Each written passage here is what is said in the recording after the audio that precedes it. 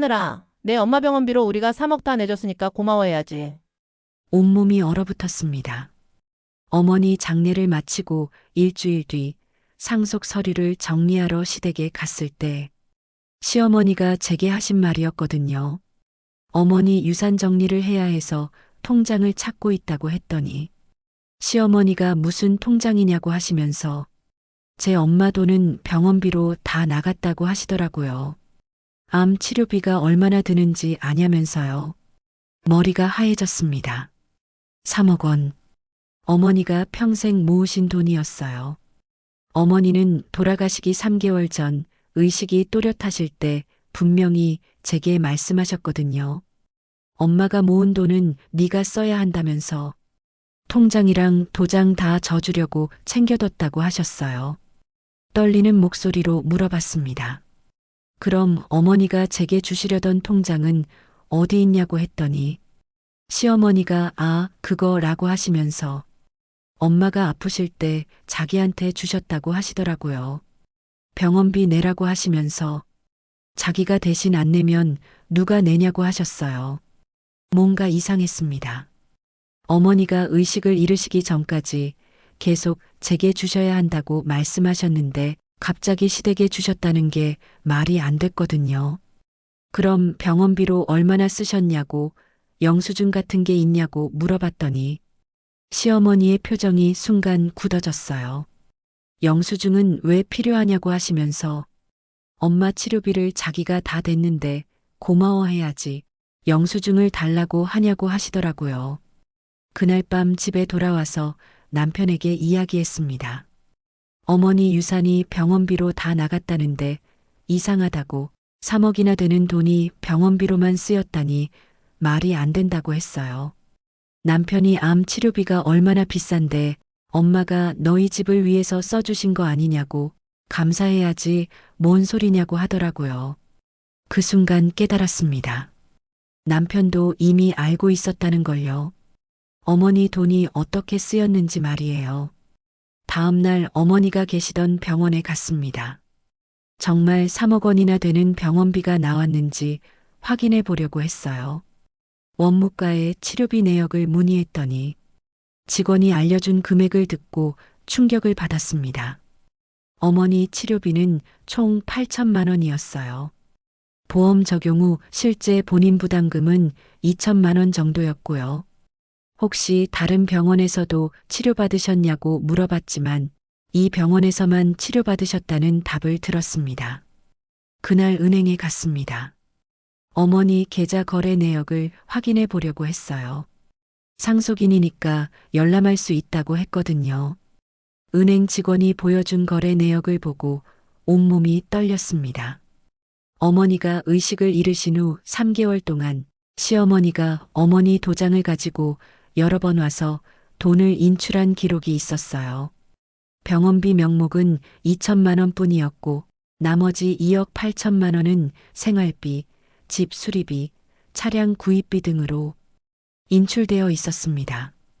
가장 충격적인 건 마지막 인출 날짜였어요. 어머니가 돌아가시기 하루 전날이었거든요. 그날 시댁에서는 하늘이가 병원에 있어야 한다며 저를 병원으로 보냈는데 그 사이에 마지막 남은 500만 원까지 인출한 거였어요. 그날 밤 우리 동네 유가맘 카페에 글을 올렸습니다. 제목은 시댁이 친정 어머니 유산 3억 원을 병원비 명목으로 가로챘습니다였어요. 은행 거래 내역 사진까지 올렸습니다. 병원비는 2천만 원 뿐인데 시댁이 3억을 다 가져간 증거를요. 글을 올리고 30분 만에 댓글이 100개가 달렸습니다. 이건 명백한 횡령이라고 하시는 분들, 경찰에 신고하라고 하시는 분들, 당장 명의도용죄로 고발 가능하다고 하시는 분들, 저도 비슷한 일을 당했다고 하시는 분들이 많았어요. 여러분도 이상하다고 생각하지 않으세요?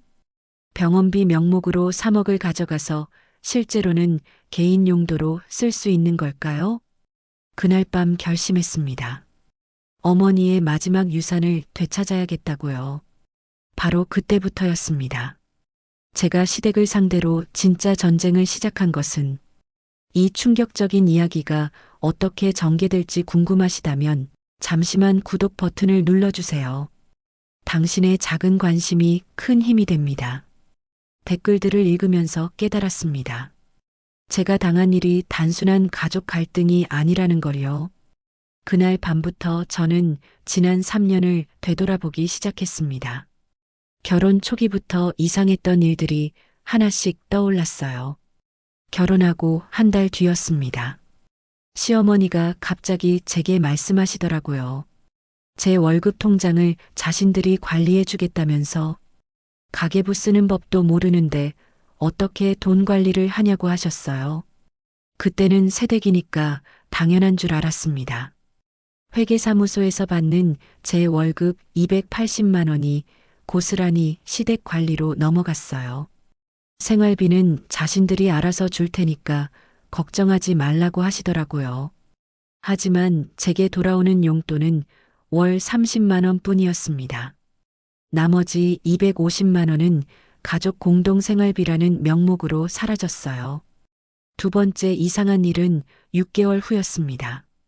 어머니가 편찮으시다는 소식을 듣고 병원에 가려고 했는데 시어머니가 막으시더라고요. 네가 가봤자 뭘 하냐면서 병원비는 자신들이 낼 테니까 집에서 기다리라고 하셨어요. 그때도 그렇게 하는 게 며느리로서 예의라고 생각했습니다. 시댁에서 어머니 병원비를 대신 내주신다니 고마운 일이라고 여겼어요. 세 번째는 1년 전이었습니다. 어머니 상태가 심각해져서 큰 수술을 받게 됐는데 시어머니가 어머니께 이상한 말씀을 하시더라고요. 저희 엄마 통장이랑 도장을 자신들이 보관하겠다면서 병원에서 응급 상황에 돈 필요하면 어떻게 하냐고 하셨어요. 그땐 어머니는 의식이 또렷하셨습니다. 하늘이한테 주면 된다고 말씀하셨는데 시어머니가 우리 며느리가 어떻게 그 일을 다 하냐면서 자신들이 대신 해드리겠다고 하시더라고요.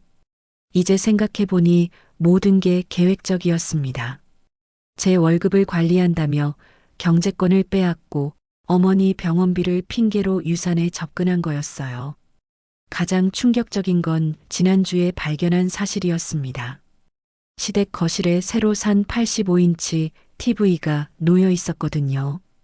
TV 새로 사셨냐고 물어봤더니 너희 엄마 병원비 남은 걸로 샀다고 하시더라고요. 집이 너무 삭막해서 샀다면서요. 그 순간 온몸에 소름이 돋았습니다. 어머니의 마지막 돈으로 TV를 사셨다는 거였어요. 유가맘 카페에 더 자세한 글을 올렸습니다. 3년간 제 월급 280만 원 곱하기 36개월이면 1억 80만 원이고 어머니 유산 3억 원까지 합치면 총 4억 80만 원이 시댁으로 들어갔다고 썼어요. 제가 받은 건 월 30만 원 용돈뿐이라고도 했고요. 댓글이 폭발했습니다. 이건 경제적 학대라고 하시는 분들, 월급까지 가져갔다고 놀라시는 분들, 저도 시댁이 통장 관리한다고 해서 거절했다고 하시는 분들, 바로 변호사 상담받으라고 하시는 분들이 많았어요. 그 중에서 한 댓글이 눈에 들어왔습니다. 저도 비슷한 일 당했다면서 증거 수집부터 시작하라고 하시더라고요. 녹음, 사진, 문서 모든 걸 모아두라면서 법적 대응할 때 꼭 필요하다고 하셨어요. 그날 밤부터 저는 작전을 세웠습니다. 어머니 유산뿐만 아니라 지난 3년간 빼앗긴 모든 걸 되찾기로 했어요. 먼저 휴대폰 녹음 앱을 설치했습니다. 시댁과의 모든 대화를 녹음하기 위해서요. 두 번째로 은행에서 제 통장 거래 내역 3년치를 출력했습니다. 제 월급이 어떻게 사용됐는지 추적해야 했으니까요. 세 번째로 변호사 상담을 예약했습니다. 법적으로 어떤 조치를 취할 수 있는지 알아보려고 했어요. 여러분도 궁금하지 않으세요? 시댁이 며느리 월급과 친정 유산을 가로채는 게 법적으로 문제가 없는 건지요? 제가 수집한 증거들을 보시면 깜짝 놀라실 거예요. 시댁의 진짜 정체는 제가 상상했던 것보다 훨씬 악랄했거든요. 그런데 저는 아직 모르고 있었습니다. 제가 발견하게 될 진실이 이것보다 훨씬 더 충격적이라는 걸요. 변호사 상담을 받기 전에 더 많은 증거를 모으기로 했습니다. 일주일 동안 시댁의 모든 행동을 관찰했어요. 그러던 중 우연히 충격적인 장면을 목격하게 됐습니다. 화요일 오후 시댁에 청소하러 갔을 때였어요. 시어머니가 누군가와 전화 통화를 하고 계시는 걸 들었습니다. 저는 복도에서 몸을 숨기고 계속 들어봤어요. 우리 며느리 월급이 280만 원이라고 하시면서 3년째니까 벌써 1억은 넘게 모았다고 하시더라고요. 거기다 어머니 유산까지 3억이니까 제법 짭짤하다고 하셨어요. 상대방이 뭔가 물어보니까 자기네 며느리는 월급을 안 준다고 하나 봐요. 시어머니가 그럼 어떻게 하냐고 하시면서 우리처럼 병원비 핑계대고 가져오면 된다고 하시더라고요. 온몸이 얼어붙었습니다. 시어머니가 다른 누군가와 며느리 착취 방법을 공유하고 계셨거든요. 하늘이는 순해서 말 한마디 안 한다면서 월급 통장 관리해 준다니까 고맙다고 하더라고. 요즘 애들 중에 이런 애가 어디 있냐고 자랑까지 하시더라고요. 더 충격적인 말이 이어졌습니다. 근데 이제 좀 조심해야겠다고 하시면서 하늘이가 요즘 이상한 질문을 자꾸 한다고 하시더라고요. 영수증 달라고 하고 통장 어디 있냐고 묻는다면서요. 전화를 끊은 후 시어머니가 혼잣말을 하시는 걸 들었어요. 벌써 눈치챘나 하시면서 그럼 빨리 나머지도 정리해야겠다고 하시더라고요. 나머지라니요? 무슨 소리였을까요? 그날 밤 시아버지와 시어머니가 나누는 대화를 거실에서 설거지를 하다가 우연히 듣게 됐어요. 하늘이 요즘 이상하다면서 자꾸 돈 이야기를 한다고 하시더라고요.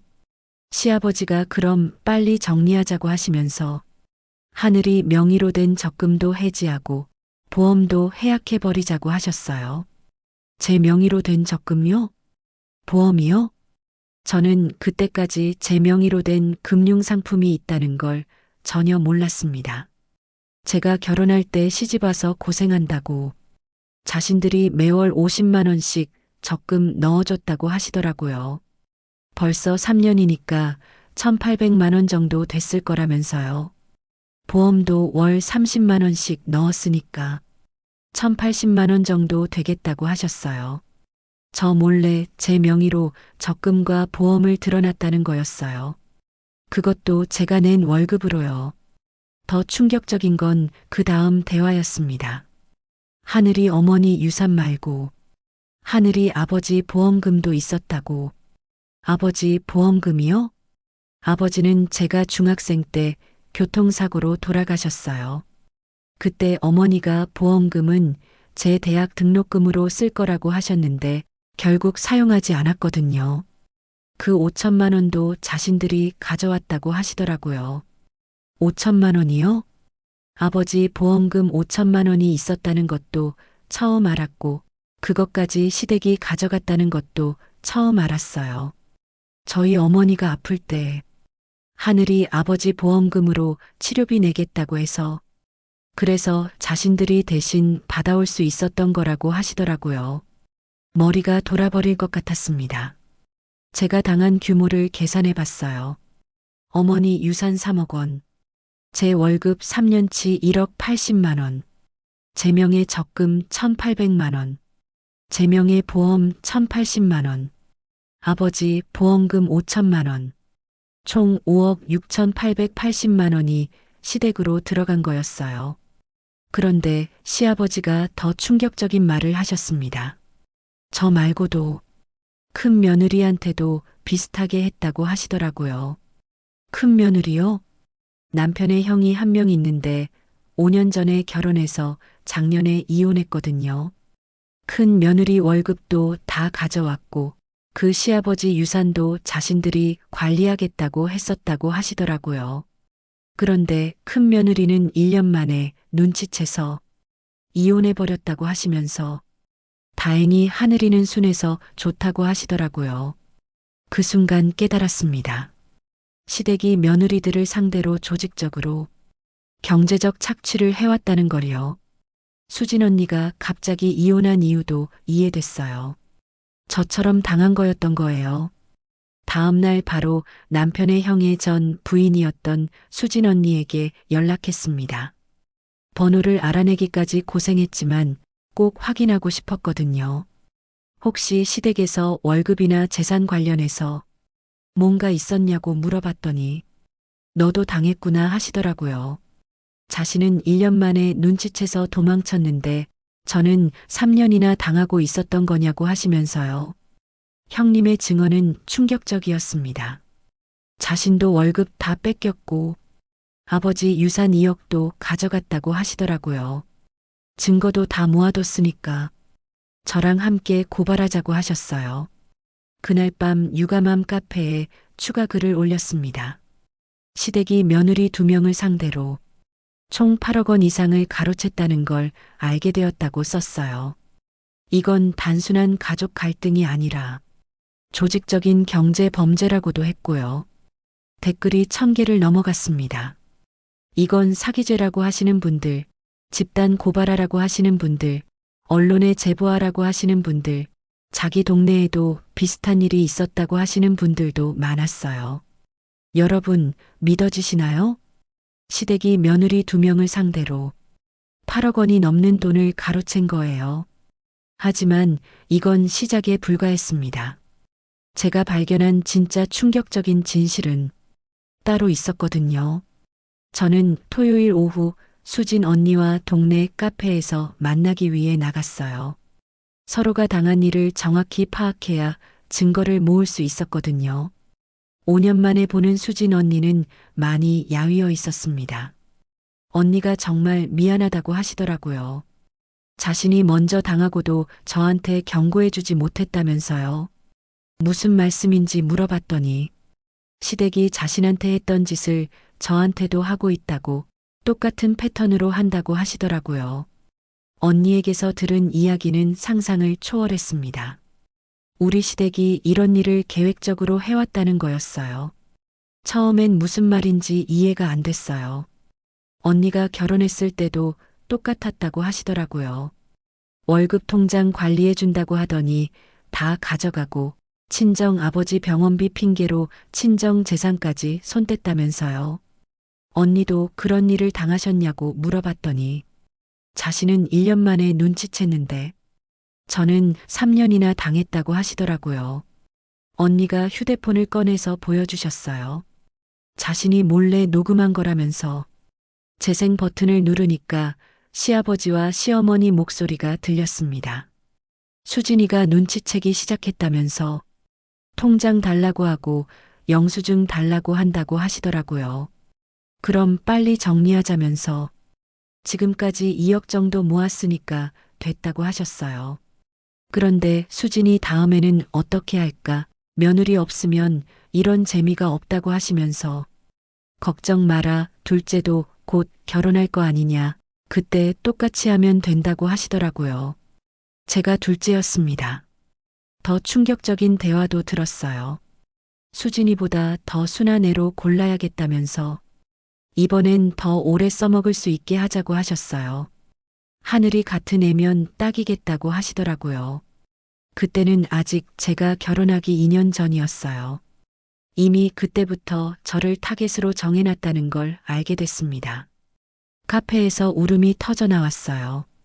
그럼 저희 결혼도 처음부터 계획된 거냐고 물어봤더니 언니가 맞다고 하시더라고요. 시댁에서 저를 며느리감으로 점 찍어놨던 거라면서요. 언니가 가방에서 뭔가를 꺼내는 걸 봤습니다. 자신이 당한 일들을 정리해뒀다면서 노트를 보여주셨어요. 노트를 열어보니 섬뜩한 내용들을 읽을 수 있었어요. 결혼 1개월 후에 월급 통장 관리를 시작했고 결혼 3개월 후에는 아버지 병원비 명목으로 친정 재산에 접근했다고 적혀 있었어요. 결혼 6개월 후에 친정 어머니 통장 관리권을 획득했고 결혼 10개월 후에 본격적인 재산 이동이 시작됐다고 했어요. 결혼 12개월 후에 눈치채고 이혼을 결심했다고 하시더라고요. 총 피해액이 2억 2천만 원이었어요. 이 패턴이 지금 저한테도 똑같이 적용되고 있다고 하시면서 저는 언니보다 더 오래 당했으니까 피해가 훨씬 클 거라고 하시더라고요. 제가 당한 규모를 계산해 봤습니다. 월급 3년치가 280만 원 곱하기 36개월이니 1억 80만 원이고 어머니 유산이 3억 원, 아버지 보험금이 5천만 원, 제 명의로 시댁이 만든 적금이 1,800만 원, 제 명의 보험이 1,080만 원이었어요. 총 5억 6,880만 원이었어요. 거의 6억 원을 당했다고 하니까 언니가 그뿐만이 아닐 거라고 하시더라고요. 시댁이 제 명의로 더 만든 게 있을 수도 있다면서요. 언니 말이 맞았습니다. 집에 돌아가서 모든 금융기관 사이트를 확인해 봤어요. 제 명의로 신용대출 3천만 원이 있다는 걸 발견했고 적금 2개가 더 있다는 것도 알았습니다. 총 2,400만 원 규모였어요. 더 충격적인 건 제가 보증을 선 대출이 2건이나 있다는 거였어요. 시댁이 제 신용을 완전히 도용한 거였습니다. 그날 밤 남편에게 물어봤어요. 내 명의로 대출받은 게 있는데 왜 말 안 했냐고 하니까 제가 걱정할까 봐서라고 하더라고요. 어차피 집에서 갚을 건데 뭐가 문제냐고 하면서요.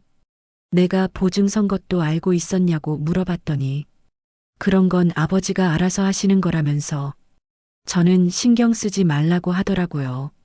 그 말을 듣는 순간 남편이 처음부터 공범이었다는 걸 확실히 깨달았습니다. 모든 것이 계획된 거였어요. 제 결혼부터 시작해서 지금까지의 모든 일이요. 유가맘 카페에 상세한 글을 올렸습니다. 시댁이 5년 전 첫 번째 며느리에게도 같은 수법을 썼고 저는 두 번째 타겟이었다고 썼어요. 총 피해액이 6억 원을 넘는다고도 했고요. 댓글이 폭발하는 걸 봤습니다. 이건 계획적인 사기라고 하시는 분들, 결혼 사기라고 하시는 분들, 경찰에 신고하라고 하시는 분들, 변호사 상담 꼭 받으라고 하시는 분들이 많았어요. 그 중에서 한 댓글을 읽고 가슴이 뛰었습니다.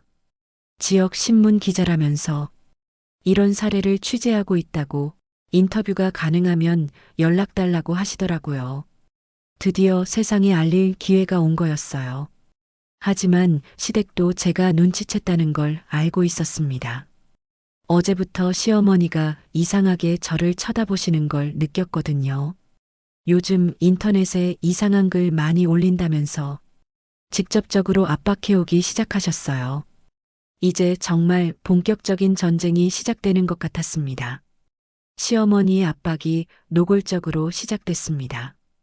월요일 아침 출근 준비를 하고 있는데 시어머니가 제 방으로 들어오시는 걸 봤어요. 평소와 다른 차가운 목소리로 잠깐 이야기하자고 하시더라고요. 요즘 제가 인터넷에 집안 이야기를 올리고 다닌다면서 추궁하기 시작하셨어요. 온몸이 긴장되는 걸 느꼈습니다. 시어머니가 유가맘 카페 글을 보셨다는 거였거든요. 제가 우리 가족을 사기꾼으로 만들고 있다고 하시면서 핸드폰을 꺼내 보여주셨어요. 화면에는 제가 올린 유가맘 카페 글이 떠 있었고 벌써 동네 부인들 단톡방에서 최신의 며느리가 시댁 고발했다는 소문이 돌고 있다고 하셨어요. 그 글을 당장 지우라고 하시더라고요. 안 그러면 큰일 난다면서요. 저는 지울 수 없다고 했어요. 다른 분들도 같은 피해를 당하고 계실 수도 있다고요. 그러자 시어머니가 더 화를 내시면서 제가 은혜를 원수로 갚는다고 하셨어요.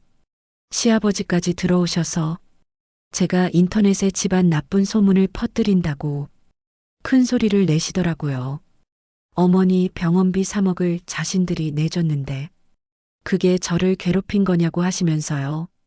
저는 실제 병원비는 2천만 원이었고 나머지 2억 8천만 원은 어디에 쓰셨는지 물어봤어요.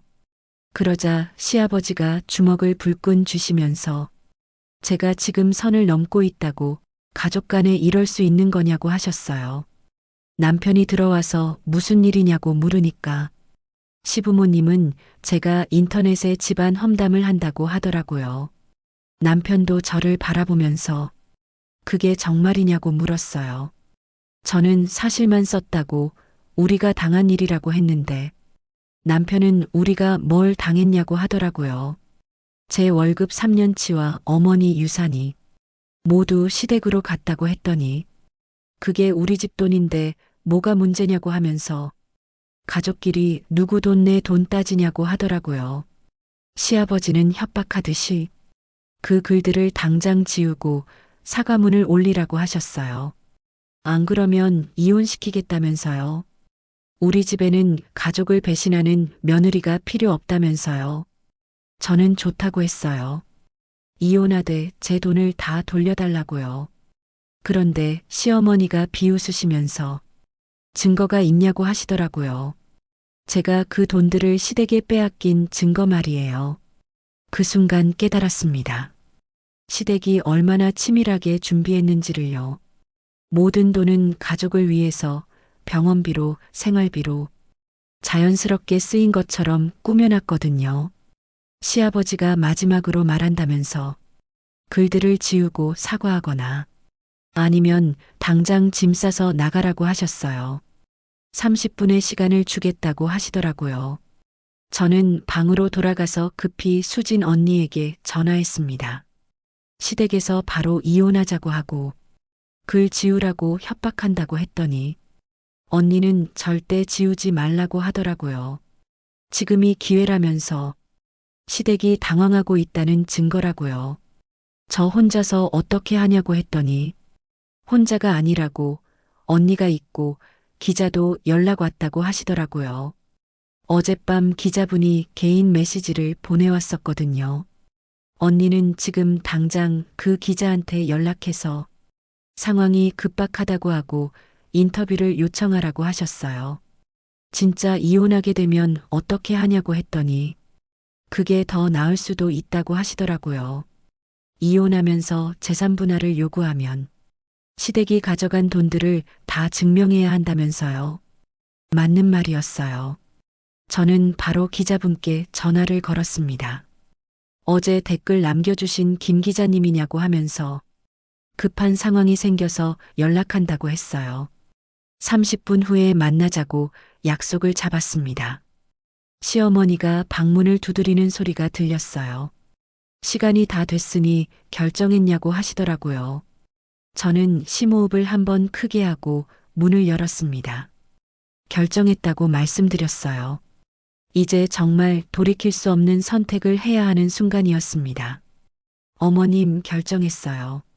제가 문을 열고 나서자 시댁 식구들이 모두 저를 바라봤습니다.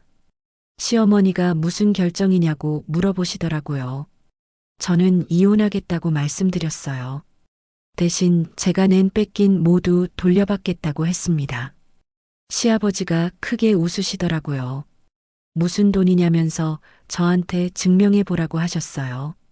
그때였습니다. 제가 준비한 폭탄을 터뜨린 건 제가 가방에서 두꺼운 파일을 꺼내는 걸 보시고 시댁 식구들의 표정이 굳어지기 시작했어요. 이게 뭐냐고 물어보시길래 지난 3년간 제가 모은 모든 증거라고 말씀드렸어요. 첫 번째로 은행 거래 내역을 보여드렸습니다. 어머니 통장에서 2억 8천만 원이 병원비가 아닌 다른 용도로 인출된 기록이었어요. 생활비, 집 수리비, 차량 구입비로 시어머니가 직접 인출하신 내역이 다 나와 있었거든요. 시어머니가 그게 뭐가 문제냐고 하시면서 어머니가 허락하셨다고 하시더라고요. 그래서 두 번째 증거를 내놨습니다. 어머니가 의식을 잃으신 후에 인출된 기록들이었어요.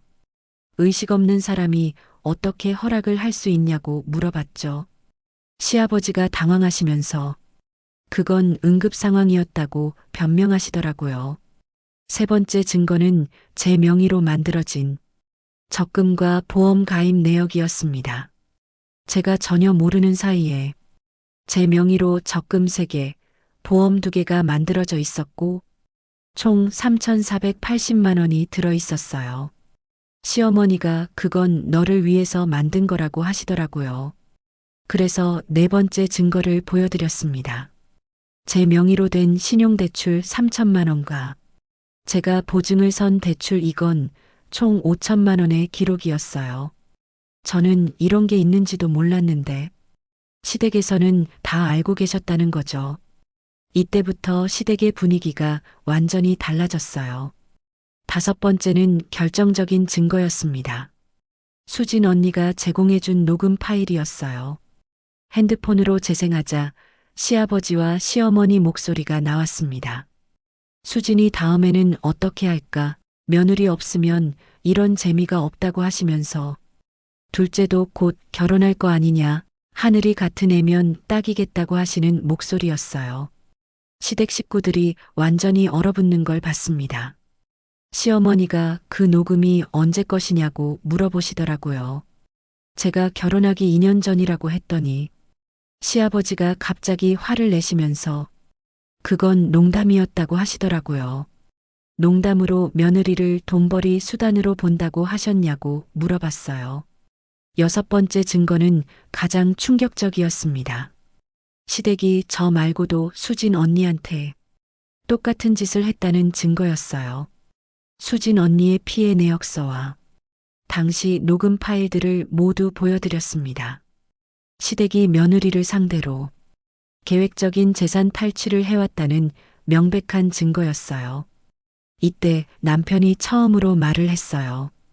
하늘아, 이런 식으로 하면 안 되지 않냐고, 가족인데 왜 이렇게 하냐고 하더라고요. 저는 남편에게 말했어요. 가족이라면 왜 제 월급을 가져갔고, 가족이라면 왜 제 어머니 유산을 가져갔고, 가족이라면 왜 제 몰래 대출을 받았냐고 했어요. 남편이 할 말이 없어 하는 걸 봤습니다. 그때 시어머니가 갑자기 울기 시작하셨어요. 자신들이 저를 위해서 한 일인데 왜 이렇게 오해하냐고 하시면서 정말 서운하다고 하시더라고요. 하지만 저는 더 이상 속지 않았어요. 마지막 7번째 증거를 보여드렸습니다. 어제 기자분과 통화한 내용이었어요. 지역 신문에서 이런 사례들을 취재하고 있다고 하시면서 내일 인터뷰를 하기로 했다고 말씀드렸어요. 시아버지 얼굴이 새파랗게 변하는 걸 봤습니다. 언론에 나가면 어떻게 되는지 아냐고 하시면서 우리 집안이 망신당한다고 하시더라고요. 저는 말했어요. 그럼 제가 요구하는 대로 하시면 된다고요. 첫째, 제 어머니 유산 3억 원 전액 반환. 둘째, 제 월급 3년치 1억 80만 원 반환. 셋째, 아버지 보험금 5천만 원 반환. 넷째, 제 명의 대출 모두 정리. 다섯째, 이혼 시 위자료 5천만 원. 총 6억 35만 원을 요구했습니다. 시댁에서는 말도 안 된다고 하시더라고요. 그래서 저는 말했어요. 그럼 내일 기자 인터뷰를 진행하겠다고, 그리고 경찰서에 고발장을 낼 거라고 했어요. 시아버지가 협박이냐고 하시길래 협박이 아니라 정당한 권리 행사라고 했어요. 그때 시어머니가 갑자기 큰 소리를 냈어요.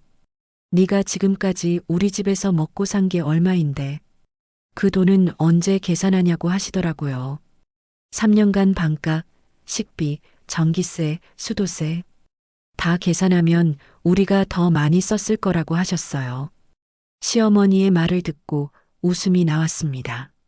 3년간 방값, 식비, 전기세, 수도세를 계산하신다고요? 저는 가방에서 또 다른 파일을 꺼냈어요.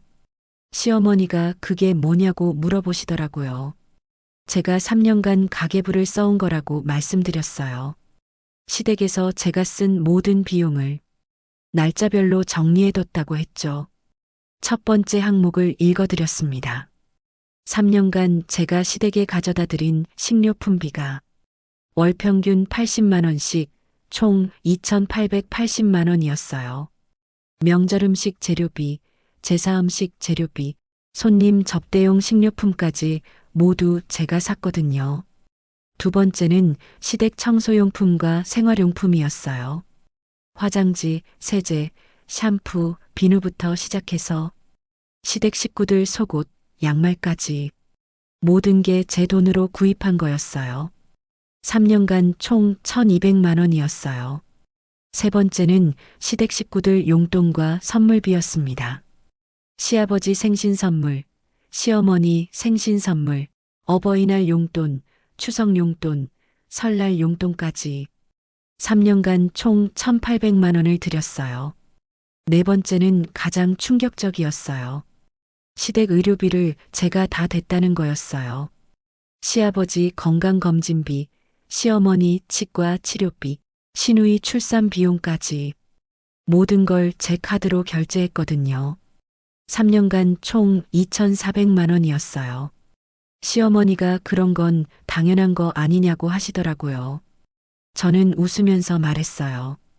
그럼 제가 계산서를 드릴게요. 가계부를 쭉 읽어나갔습니다. 제가 3년간 시댁에 쓴 돈이 총 8,280만 원이었어요. 그런데 시어머니 말씀대로 제가 3년간 시댁에서 먹고 산 비용을 계산한다면 월 50만 원씩 잡아도 1,800만 원밖에 안 돼요. 저는 오히려 6,480만 원을 더 많이 쓴 거였어요. 시댁 식구들이 할 말이 없어 하는 걸 봤습니다. 그때 시아버지가 갑자기 화를 내시더라고요. 그럼 하늘이는 우리가 3년간 공짜로 집안일 해준 게 불만이냐고 하시면서 요즘 가사도우미가 얼마나 비싼지 아냐고 하셨어요. 저는 그 말을 기다렸다는 듯이 웃었어요. 시아버지가 왜 웃냐고 하시길래 제가 준비한 마지막 계산서를 보여드렸어요. 3년간 제가 한 가사노동의 시급 계산서였거든요. 매일 새벽 5시부터 밤 11시까지 18시간씩 가사노동을 했어요. 휴일 없이 365일 3년간 총 19,710시간이었어요. 최저시급 9,620원으로 계산하면 1억 8,956만 원이었어요. 시아버지가 깜짝 놀라시는 걸 봤어요. 그런데 저는 거기서 끝내지 않았어요. 제가 회계사무소에서 일해서 받은 월급이 3년간 총 1억 80만 원이었는데 이것도 모두 시댁에서 가져가셨잖아요. 결국 시댁이 저한테서 가져간 건 어머니 유산 3억 원, 제 월급 3년치 1억 80만 원, 제 가사노동비 1억 8,956만 원, 아버지 보험금 5천만 원, 총 6억 3,956만 원이었어요. 반대로 제가 시댁에서 받은 건 3년간 용돈 1,080만 원과 숙식비 1,800만 원 정도였어요. 제가 시댁에 더 쓴 돈까지 계산하면 시댁이 저한테 진 빚이 총 6억 9,556만 원이었어요. 시댁 식구들이 완전히 말문이 막히는 걸 봤습니다. 시어머니가 그런 건 다 뜬구름 잡는 소리라고 하시더라고요. 법원에서 인정받을 수 있냐고 하시면서요. 저는 웃으면서 말했어요. 그래서 변호사 선임했다고요. 내일 변호사 사무실에서 정식으로 손해배상 청구 소송을 준비하기로 했다고 했어요. 그리고 기자 인터뷰도 예정대로 진행해서 이런 사례들을 세상에 알리겠다고 했죠. 시아버지가 갑자기 무릎을 꿇으시더라고요. 하늘아, 우리가 잘못했다면서 용서해달라고 하셨어요. 돈은 다 돌려줄 테니까 언론이나 법정에는 가지 말자고 하시면서요. 시어머니도 울면서 사과하시더라고요. 정말 하늘이를 위해서 한 일인데 오해하게 해서 미안하다고 하시면서 다시는 이런 일 없을 거라고 하셨어요. 하지만 저는 더 이상 속지 않았어요. 진짜 사과라면 행동으로 보여달라고 했어요. 내일까지 제가 요구한 금액을 제 통장으로 입금하라고 했습니다. 그리고 이혼 합의서에 사인하라고 했어요. 시아버지가 이혼까지는 하지 말자고 하시더라고요. 저는 단호하게 말했어요. 3년간 저를 속이고 이용한 가족과는 더 이상 함께 살 수 없다고요. 남편이 그제서야 제게 사과하더라고요. 자기도 몰랐다면서 엄마 아빠가 하늘이한테 잘못했다는 거 인정한다면서 이혼은 하지 말자고 했어요. 저는 냉정하게 말했어요. 3년간 한 번도 제 편을 들어주지 않았으면서 지금 와서 몰랐다고 하는 건 더 큰 거짓말이라고요. 그날 밤 저는 집을 나왔습니다. 수진 언니가 마련해준 임시 거처로 이사했어요. 정말 새로운 인생이 시작되는 기분이었습니다. 수진 언니 집에서 첫날 밤을 보냈습니다. 정말 오랜만에 편안하게 잠들 수 있었어요. 다음 날 아침 기자분과 만났습니다. 김 기자님은 생각보다 젊은 여성분이셨어요. 제 이야기를 듣고 깜짝 놀라시더라고요. 이런 사례를 몇 건 취재했는데 제 경우가 가장 심각하다고 하시면서 반드시 기사화하겠다고 하셨어요. 특히 시댁이 며느리를 계획적으로 경제적 착취의 대상으로 삼았다는 부분이 사회적으로 큰 반향을 일으킬 거라고 하시더라고요. 인터뷰 중에 제 핸드폰이 계속 울렸어요. 시아버지, 시어머니, 남편까지 번갈아 가며 전화를 하는 거였어요. 모두 받지 않았습니다. 기자님이 그 모습을 보시고 지금도 회유하려고 하느냐고 물어보시더라고요. 제가 네라고 대답하니까 더욱 악질적이라고 하시면서 이런 가해자들의 패턴이라고 설명해 주셨어요. 인터뷰가 끝나고 변호사 사무실에 갔습니다. 변호사님도 제 사연을 듣고 분노하시더라고요. 이건 명백한 재산 탈취라면서 민사소송과 형사고발을 동시에 진행하자고 하셨어요. 특히 제 명의로 무단 대출을 받은 건 명백한 사기죄에 해당한다고 하시면서 시댁을 반드시 처벌받게 하겠다고 하셨어요. 그날 오후 유가맘 카페에 업데이트 글을 올렸습니다. 제가 집을 나왔다는 소식과 함께 변호사 선임, 기자, 인터뷰 진행 상황을 알려드렸어요. 댓글이 폭발적으로 달렸습니다. 잘했다고 응원해 주시는 분들이 대부분이었어요. 그런데 저와 비슷한 피해를 당했다는 분들이 정말 많이 계시더라고요. 한 분은 시댁이 자신의 월급을 5년간 가져갔다고 하셨고, 다른 분은 친정 부모님 유산을 병원비 명목으로 시댁이 써버렸다고 하셨어요. 또 다른 분은 시댁이 자신 명의로 대출을 받아서 사업자금으로 썼다고 하시더라고요. 댓글이 1000개를 넘어가면서 더 많은 분들이 제 글을 보게 됐어요. 다른 기자분들도 관심을 보이기 시작했습니다. 방송국 기자라고 하시는 분이 이 사건을 뉴스로 다루고 싶다고 하시더라고요.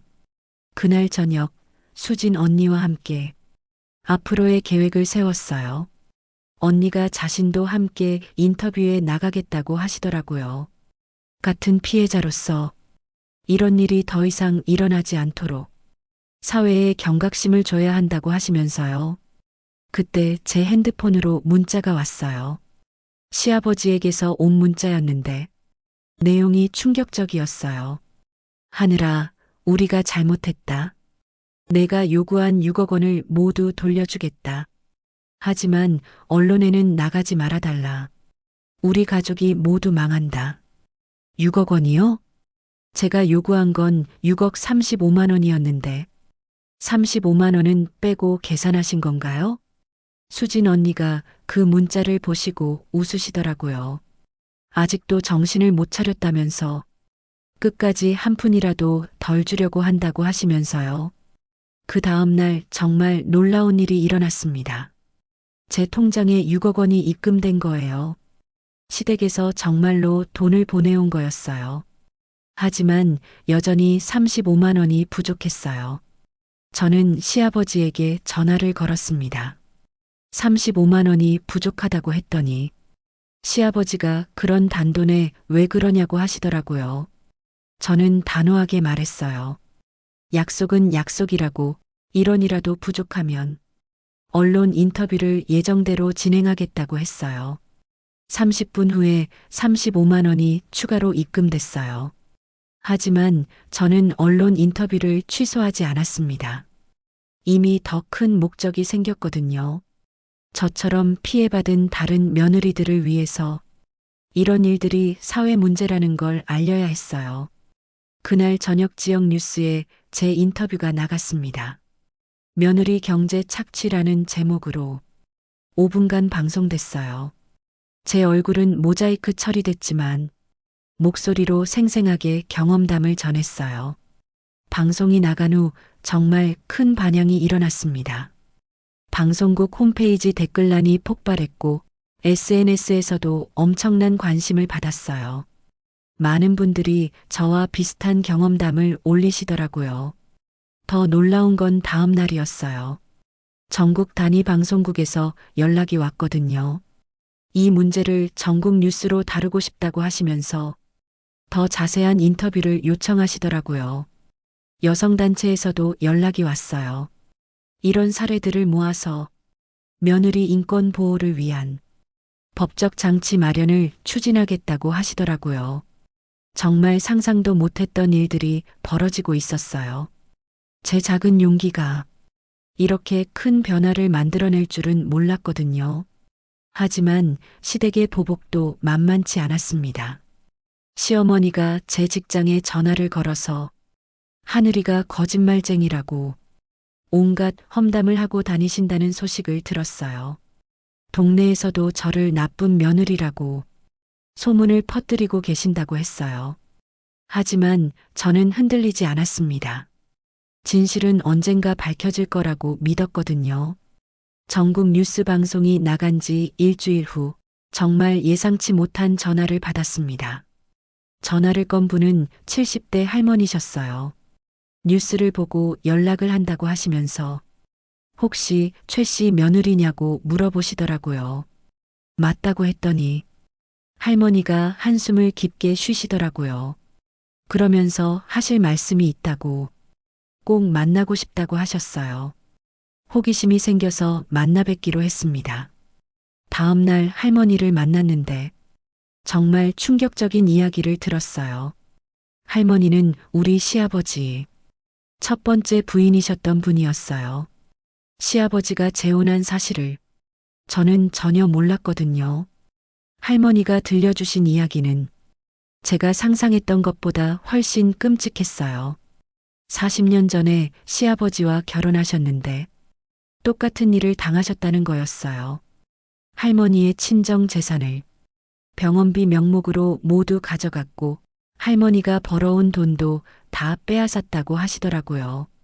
그때는 지금처럼 여성의 권리 의식이 높지 않았던 시대라서 참고 살아야 한다고 생각하셨다고 해요. 그런데 15년을 참고 살다가 더 이상 견딜 수 없어서 이혼하셨다고 하시더라고요. 시아버지가 할머니를 내쫓으면서 한 푼도 주지 않았다고 했어요. 평생 모은 재산을 모두 빼앗기고 빈손으로 쫓겨나셨다는 거였어요. 할머니가 더 충격적인 말씀을 하셨어요. 시아버지가 재혼한 후에도 똑같은 패턴을 반복했다는 거였어요. 현재 시어머니도 두 번째 피해자라는 거였죠. 시어머니가 시집 올 때 가져온 재산도 모두 시아버지가 관리한다면서 가져갔고 시어머니 명의로 된 모든 것도 시아버지 통제하에 있다고 하시더라고요. 그래서 시어머니가 며느리들한테 그런 짓을 하는 거라고 하셨어요. 자신도 피해자이지만 시아버지에게 완전히 길들여져서 가해자가 되어버린 거라고요. 할머니가 증거도 보여주셨어요. 당시 재산 분할 관련 서류들과 시아버지가 할머니 명의로 받은 대출 내역들이었어요. 40년 전에도 똑같은 수법을 썼다는 거였어요. 할머니께 왜 지금까지 말씀하지 않으셨냐고 물어봤더니 누가 믿어주겠냐고 하시더라고요. 40년 전에는 여자가 남편을 고발한다는 게 상상도 할 수 없는 일이었다고 하시면서 그냥 잊고 살려고 했는데 제 뉴스를 보고 마음이 아파서 연락하셨다고 해요. 할머니께서 더 놀라운 사실을 알려주셨어요. 시아버지한테는 다른 지역에 또 다른 가족이 있다는 거였어요. 20년 전부터 사실혼 관계로 지내는 여자분이 계신다고 하시더라고요. 그분한테서도 똑같은 방식으로 재산을 빼앗았을 거라고 하시면서 만약 그분을 찾을 수 있다면 더 많은 증거를 확보할 수 있을 거라고 하셨어요. 저는 할머니 말씀을 듣고 온몸이 떨렸어요. 시아버지가 50년 넘게 여성들을 상대로 조직적인 범죄를 저질러 왔다는 거였어요. 할머니가 마지막으로 하신 말씀이 가장 충격적이었어요. 시아버지가 이런 일을 하게 된 계기가 있다고 하시더라고요. 시아버지의 아버지, 즉 시할아버지도 똑같은 일을 했다는 거였어요. 3대에 걸쳐서 여성을 경제적으로 착취하는 것이 가문의 전통처럼 내려왔다는 거였죠. 시아버지는 어릴 때부터 아버지가 어머니와 며느리들을 어떻게 다루는지 보고 자랐고 그것이 당연한 일이라고 배웠다는 거였어요. 할머니가 저에게 부탁하셨어요. 이런 악순환을 끊어달라고, 다른 여성들이 더 이상 피해받지 않도록 끝까지 싸워달라고 하시더라고요. 할머니와 헤어진 후 수진 언니에게 연락했어요. 할머니께서 알려주신 내용을 다 말씀드렸더니 언니도 깜짝 놀라시더라고요. 그러면서 언니가 중요한 정보를 알려주었어요. 다른 지역에 있다는 시아버지, 그 여자분을 찾을 방법이 있을 것 같다고 하시면서 시아버지 휴대폰을 한번 확인해 봤는데 이상한 연락처들이 많이 있었다고 하시더라고요. 저희는 바로 사립탐정을 고용했습니다. 시아버지의 숨겨진 생활을 철저히 조사해 달라고 했어요. 일주일 후 탐정이 가져온 보고서는 정말 충격적이었어요. 시아버지가 정말로 다른 지역에 사실혼 관계인 여자분과 살고 있었고 그분한테서도 엄청난 재산을 빼앗았다는 것이 확인됐어요. 더 놀라운 건 시아버지가 동시에 3-4명의 여성과 관계를 유지하면서 모두에게서 경제적 이득을 취했다는 거였어요. 탐정이 확인한 피해 규모만 해도 총 50억 원이 넘었어요. 저는 즉시 변호사님께 이 사실을 알렸습니다. 변호사님이 이건 단순한 가정 내 분쟁이 아니라 조직적인 사기 범죄라고 하시면서 검찰에 직접 고발하자고 하셨어요. 그날 밤 유감함 카페에 추가 글을 올렸습니다. 시아버지가 50년간 여러 여성을 상대로 총 50억 원 이상을 가로챈 연쇄 사기범이라는 사실을 공개했어요. 이번에는 댓글이 5천 개를 넘어갔습니다. 전국에서 비슷한 피해를 당한 분들이 제 글을 보고 연락을 주기 시작했어요. 정말 상상도 못한 규모의 범죄 조직망이 드러나고 있었어요. 검찰 고발장을 접수한 지 이틀 만에 시아버지가 체포됐습니다. 뉴스에서 속보로 나왔어요. 50년간 여성 10여 명 상대 50억 원 사기 혐의. 정말 믿어지지 않았어요. 검찰에서 수사하면서 더 많은 피해자들이 발견됐다고 했어요. 시아버지가 체포되자 시어머니도 경찰서에 출두했습니다. 처음에는 공범으로 조사받았는데 알고 보니 시어머니도 피해자였어요. 할머니 말씀이 맞았던 거예요. 시어머니가 결혼하면서 가져온 재산 8억 원도 모두 시아버지가 관리한다면서 빼앗아 갔고 시어머니는 시아버지에게 완전히 통제당하며 살아왔다는 사실이 밝혀졌어요. 시어머니가 며느리들한테 그런 짓을 한 것도 시아버지의 지시였다는 것도 드러났어요. 시어머니도 거부하면 폭언과 폭력에 시달렸다고 진술했어요. 검찰 수사 결과 시아버지의 범죄 규모는 상상을 초월했습니다. 50년간 총 12명의 여성을 속여서 68억 원을 가로챘다는 것이 확인됐어요.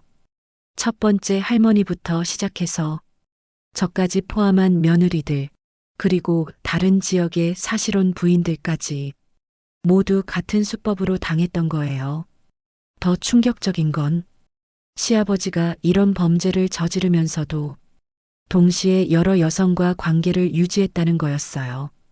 각자에게는 자신이 유일한 상대라고 거짓말을 하면서 말이에요. 법정에 서는 날이 왔습니다. 저는 피해자 대표로 증인석에 섰어요. 시아버지를 마주보는 순간 3년간 쌓인 모든 감정이 한꺼번에 치밀어 올랐어요. 하지만 침착하게 제가 당한 일들을 증언했습니다. 어떻게 계획적으로 접근했는지, 어떤 방식으로 신뢰를 쌓았는지, 어떻게 재산을 빼앗아갔는지 모든 과정을 상세히 설명했어요. 시아버지는 끝까지 자신은 잘못한 게 없다고 주장했어요. 가족 간에 돈을 쓰는 게 뭐가 문제냐고, 며느리들이 가족에게 기여하는 건 당연하다고 뻔뻔하게 말하더라고요. 하지만 검사님이 결정적인 증거를 제시했습니다. 시아버지가 다른 여성들과 통화하면서 한 말들이 모두 녹음되어 있었어요. 이번 며느리는 정말 순해서 좋아. 벌써 5억은 건진 것 같아. 다음에는 더 젊고 돈 많은 애로 골라야겠어. 며느리들은 그냥 돈 뽑는 기계야. 이런 말들이 법정에서 재생되자 방청석에서 탄식이 터져 나왔어요. 시아버지 얼굴이 새파랗게 변하는 걸 봤습니다. 재판장님도 분노하시는 표정이었어요. 여성을 단순한 착취 대상으로 본 비인간적 범죄라고 하시면서 엄중하게 처벌하겠다고 하셨어요. 판결이 나왔습니다. 시아버지에게 징역 12년과 피해액 전액 배상 명령이 내려졌어요. 법정에서 박수가 터져 나왔습니다. 저는 그 순간 3년간 쌓인 모든 억울함이 한꺼번에 풀리는 것을 느꼈어요. 재판이 끝난 후 많은 기자들이 몰려왔어요. 이 사건이 사회에 미친 파장이 정말 컸거든요. 국정감사에서도 다뤄졌고 며느리 인권 보호를 위한 새로운 법안이 발의되기도 했어요. 여성부에서 며느리 경제 착취 신고센터를 만들겠다고 발표했어요. 제가 용기 내서 말한 것이 이렇게 큰 사회 변화를 만들어낼 줄은 몰랐어요. 가장 기뻤던 건 다른 피해자분들이 용기를 내기 시작했다는 거였어요. 전국에서 100명이 넘는 여성들이 비슷한 피해 사실을 신고했어요. 수진 언니도 별도로 손해배상 소송을 제기해서 피해액을 모두 돌려받았어요. 시어머니는 저에게 진심으로 사과했습니다. 자신도 피해자였지만 저한테 가해자가 되어버린 것에 대해 정말 미안하다고 하시더라고요. 앞으로는 이런 일이 일어나지 않도록 다른 여성들을 도우면서 속죄하며 살겠다고 하셨어요. 저는 시어머니를 용서했어요. 미워할 필요가 없었거든요. 진짜 가해자는 따로 있었으니까요. 남편과는 결국 이혼했습니다. 3년간 한 번도 제 편이 되어주지 않았던 그 배신감은 쉽게 지워지지 않았어요. 하지만 미련은 없었어요. 이미 저에게는 새로운 목표가 생겼거든요. 제가 받은 배상금으로 며느리 인권보호단체를 설립했어요. 저처럼 고통받는 며느리들을 돕고 법적 지원을 제공하는 것이 제 새로운 사명이 되었어요. 정말 힘들었던 3년이었지만 이 모든 과정을 통해 더 강한 사람이 될 수 있었어요. 가장 중요한 건 저 혼자만 구원받은 게 아니라 수많은 여성들에게 희망을 줄 수 있었다는 거예요. 시아버지가 수감된 지 한 달 후 정말 예상치 못한 방문자가 찾아왔습니다. 검찰청에서 연락이 온 거였어요. 시아버지 수사 과정에서 추가로 발견된 사실이 있다고 하시면서 꼭 만나고 싶다고 하시더라고요. 검찰청에 갔더니 담당 검사님이 심각한 표정으로 저를 맞아주셨어요. 시아버지를 조사하는 과정에서 더 충격적인 사실이 드러났다고 하시더라고요. 시아버지가 단순히 개인적으로 이런 범죄를 저지른 게 아니라 조직적으로 움직였다는 증거가 나왔다는 거였어요. 검사님이 보여주신 자료는 정말 믿기 어려운 내용이었어요. 시아버지와 함께 비슷한 범죄를 저지르는 남성들이 전국에 20명 넘게 있다는 거였어요. 그들이 아버지 모임이라는 이름으로 정기적으로 만나면서 서로의 범죄 수법을 공유하고 새로운 표적을 물색했다는 것이 확인됐어요. 더 소름 끼치는 건 그들이 며느리감을 고르는 기준까지 체계적으로 정해놨다는 거였어요. 순하고 착한 성격, 일정 수준 이상의 수입, 친정 부모의 재산 규모, 사회적 지위 등을 점수로 매겨서 평가했다는 거였어요. 제가 시아버지의 타겟이 된 것도 이런 체계적인 선별 과정을 거친 거였어요. 검사님이 더 충격적인 사실을 알려주셨어요. 이 조직이 단순히 개인적인 이익만을 위해 움직인 게 아니라 더 큰 목적이 있었다는 거였어요. 그들이 모은 돈의 일부는 불법적인 투자나 도박에 사용됐고 일부는 정치인들에게 로비 자금으로 제공됐다는 정황이 포착됐다고 해요. 제가 당한 일이 단순한 가정 내 범죄가 아니라 거대한 범죄 조직의 일부였다는 걸 그때서야 알게 됐어요. 검사님이 저에게 부탁하셨어요.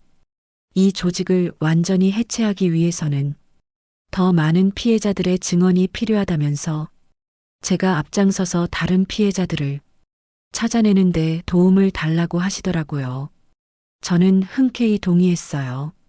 며느리 인권보호단체를 통해 전국의 피해자들을 찾기 시작했습니다. 놀랍게도 정말 많은 분들이 연락을 주셨어요. 서울, 부산, 대구, 광주 등 전국 각지에서 비슷한 피해를 당한 분들이 용기를 내어 신고해 주셨어요. 그 중에서 가장 충격적이었던 건 한 피해자분의 증언이었어요.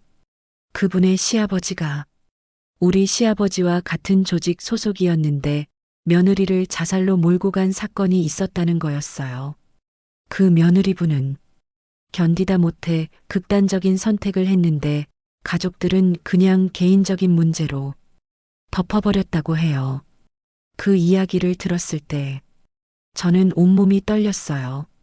만약 제가 용기를 내지 않았다면 저도 그런 끔찍한 결말을 맞았을 수도 있었거든요. 6개월간의 추가 수사 끝에 조직의 전모가 드러났습니다. 전국의 23명의 남성이 50년간 활동하면서 총 300명이 넘는 여성을 상대로 1,000억 원이 넘는 피해를 입혔다는 것이 확인됐어요. 이 중 일부는 이미 사망했고 일부는 해외로 도피했지만 살아있는 조직원 18명이 모두 체포됐어요. 재판에서 밝혀진 조직의 실체는 정말 끔찍했어요. 그들은 며느리들을 자원이라고 부르면서 철저히 비인간적으로 취급했어요. 어떤 며느리가 얼마를 가져왔는지, 어떤 수법이 가장 효과적인지, 어떻게 하면 더 오래 착취할 수 있는지를 마치 사업 보고서처럼 정리해서 공유했다는 것이 드러났어요. 주동자들에게는 무기징역과 징역 15년 이상의 중형이 선고됐어요. 시아버지도 추가 혐의로 징역 20년으로 형이 가중됐어요. 이 사건은 대한민국 사법사상 최대 규모의 여성 대상 조직범죄로 기록됐어요. 국회에서는 며느리 인권보호법이 제정됐고 전국에 신고센터가 설치됐어요. 결혼 시 재산 관련 의무고지 제도도 도입됐어요. 무엇보다 중요한 건 사회 인식이 바뀌기 시작했다는 거예요. 며느리도 한 명의 독립된 인격체이며 가족이라는 이름으로 경제적 착취를 당해서는 안 된다는 것이 사회적 공감대가 됐어요. 저는 이 모든 과정을 지켜보면서 정말 뿌듯했어요. 제 작은 용기가 이렇게 거대한 변화를 만들어낼 수 있다는 걸 몸소 체험했거든요. 하지만 가장 큰 보람은 다른 피해자분들이 용기를 찾아가는 모습을 보는 것이었어요. 더 이상 혼자가 아니라는 것, 잘못한 건 우리가 아니라는 것, 당당하게 맞서 싸울 수 있다는 것을 알게 된 거죠. 모든 재판이 끝나고 1년이 지났습니다. 아직도 가끔 악몽을 꿔요. 시어머니가 저를 하녀라고 부르는 꿈, 어머니 유산을 빼앗기는 꿈을 꾸면서 식은땀을 흘리며 깨어날 때가 있어요. 완전히 지워지지는 않더라고요. 하지만 예전과 다른 건 깨어났을 때 혼자가 아니라는 거예요. 배상받은 돈으로 서울에 작은 원룸을 얻었어요. 처음으로 온전히 제 공간이 생긴 거였어요. 아무도 제게 지시하지 않고, 아무도 제 돈을 관리하지 않고, 아무도 제게 눈치를 주지 않는 그런 공간이요. 첫날 밤 혼자 치킨을 시켜 먹으면서 눈물이 났어요. 행복해서 우는 건지, 슬퍼서 우는 건지 알 수 없었어요. 며느리 인권보호 상담을 시작한 건 우연이었어요. 인터넷에 제 경험담을 올렸더니 비슷한 고민을 가진 분들이 개인 메시지를 보내시더라고요. 처음에는 그냥 대화 상대 정도로 생각했는데 점점 더 많은 분들이 찾아오셨어요. 제가 뭔가 전문적인 조언을 드릴 수 있는 사람은 아니었지만 적어도 당신 잘못이 아니에요라고 말해드릴 수는 있었어요. 그 말이 얼마나 큰 위로가 되는지 저 자신이 가장 잘 알고 있었거든요. 6개월 후에는 작은 사무실을 얻어서 정식으로 상담센터를 열었어요. 수진 언니도 함께 해주셨고요. 하루에 10명 정도씩 상담 전화가 왔어요. 대부분 제가 겪었던 것과 비슷한 이야기들이었어요. 상담을 하면서 깨달은 건 저보다 훨씬 심한 상황에 있는 분들이 정말 많다는 거였어요. 어떤 분은 10년째 월급을 한 푼도 만져보지 못했고, 어떤 분은 친정 부모님이 돌아가시면서 남긴 집까지 시댁이 가져갔다고 하시더라고요. 그런 이야기들을 들을 때마다 제가 용기를 낸 게 정말 다행이라는 생각이 들었어요. 만약 계속 참고 살았다면 저도 그분들처럼 됐을 테니까요. 상담센터를 운영하는 게 쉽지만은 않았어요. 정부 지원금도 얼마 안 되고 사무실 임대료에 제 생활비까지 생각하면 항상 빠듯했어요. 가끔은 이게 맞는 일인가 의심이 들기도 했어요. 특히 상담했던 분이 결국 변화를 만들어내지 못하고 포기하시는 모습을 볼 때는 정말 무력감이 들었어요. 저 혼자 뭘 할 수 있을까 싶었거든요. 그런데 작은 변화들이 하나씩 보이기 시작했어요. 상담받고 용기를 내서 시댁과 대화를 시도한 분이 문제를 해결했다고 연락 주실 때 제 이야기를 듣고 미리 예방할 수 있었다는 젊은 며느리분들을 만날 때 정말 보람을 느꼈어요. 개인적으로도 조금씩 변화가 있었어요. 9개월 전에 변호사 일을 하시는 분을 만났어요. 센터 법률 자문을 부탁하면서 알게 된 분이었는데 처음에는 업무 관계였지만 점점 개인적으로 가까워졌어요. 처음에는 정말 조심스러웠어요. 남자를 믿는다는 게 쉽지 않더라고요. 3년간 가장 가까운 사람이었던 남편한테 배신당한 기억이 아직도 생생했거든요. 하지만 그분은 달랐어요. 제 일을 진심으로 응원해 주시고 제가 힘들어할 때 억지로 위로하려 하지 않고 그냥 옆에 있어 주셨어요. 무엇보다 저를 하나의 독립적인 사람으로 봐주시는 게 좋았어요. 지난달에 프로포즈를 받았어요. 솔직히 아직도 무서워요. 다시 실망하게 될까봐, 또 배신당하게 될까봐 걱정이 앞서거든요. 하지만 이번에는 제가 주도권을 가지고 천천히 결정해 나갈 수 있어서 다른 것 같아요. 시댁과는 완전히 연락을 끊었어요. 가끔 시어머니가 문자를 보내시지만 잊지 않고 지워버려요. 용서는 했지만 다시 만날 생각은 없어요. 그분들과의 시간은 이미 끝났거든요. 전 남편도 몇 번 연락했지만 받지 않았어요. 새로운 시작을 하려면 과거와는 완전히 선을 그어야 한다고 생각해요. 요즘 제 하루는 이렇게 흘러가요. 오전에는 상담센터에서 일하고 오후에는 새로운 사례를 연구하거나 강의 준비를 해요. 저녁에는 프러포즈해 주신 분과 데이트를 하거나 집에서 혼자만의 시간을 가져요. 소소하지만 정말 평화로워요. 누구 눈치 보지 않고 제가 원하는 대로 살 수 있다는 게 이렇게 행복한 일인 줄 몰랐어요. 3년 전 그 끔찍한 시간들이 지금의 저를 만든 것 같아요. 만약 그 일이 없었다면 지금도 그냥 평범한 며느리로 살고 있었을 테니까요. 고통스러웠지만 후회하지는 않아요. 제가 겪은 일이 다른 분들에게는 도움이 되고 있으니까요. 아직도 완전히 치유되지 않은 마음의 상처들이 있어요.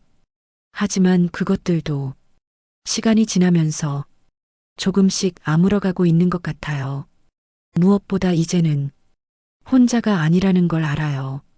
저처럼 힘든 시간을 보내고 계신 분들 정말 많이 힘드시죠? 저도 그 마음 너무 잘 알아요. 하지만 포기하지 마세요. 작은 용기 하나가 생각보다 큰 변화를 만들어낼 수 있거든요. 콘텐츠가 계속 만들어질 수 있도록 구독과 좋아요, 그리고 알림 설정까지 부탁드릴게요.